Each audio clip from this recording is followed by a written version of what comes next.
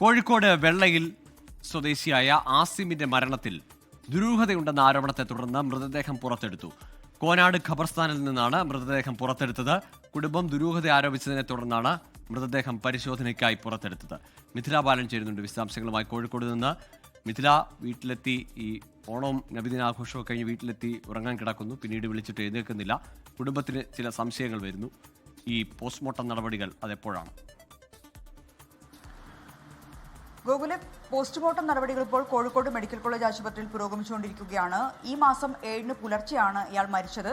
6-ാം തീയതി ബന്ധുവിനൊപ്പം പുറത്തുപോയി പിന്നീട് അവശനിലയിൽ വീട്ടിലെത്തുകയായിരുന്നു. ഇതിന് പിന്നാലെ കോഴിക്കോട് മെഡിക്കൽ കോളേജ് ആശുപത്രിയിൽ പ്രവേശിപ്പിച്ചു. കോഴിക്കോട് മെഡിക്കൽ കോളേജ് ആശുപത്രിയിൽ വെച്ചാണ് അസീം മരിക്കുന്നത്. ആ സമയത്ത് അസീമിന്റെ ശരീരത്തിൽ മുറിപ്പാടുകൾ ഉണ്ടായിരുന്നു. മാത്രമല്ല CT സ്കാനിൽ ആന്തരിക രക്തസ്രാവവും കണ്ടെത്തിയിട്ടുണ്ടായിരുന്നു.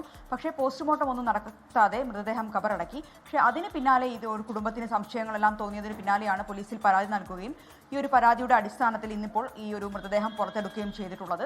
എന്തുതന്നെയായാലും വിശദമായ ഒരു പോസ്റ്റ്മോർട്ടത്തിന് ശേഷം മാത്രമേ എന്താണ് ഈ ഒരു മരണത്തിൽ സംഭവിച്ചത്, ഏതെങ്കിലും രീതിയിൽ കുടുംബം ഉന്നയിക്കുന്നത് പോലെ ഒരു ദുരൂഹത ഈ മരണത്തിലുണ്ടോ എന്നതുൾപ്പെടെയുള്ള കാര്യങ്ങൾ വ്യക്തമാവുകയുള്ളൂ.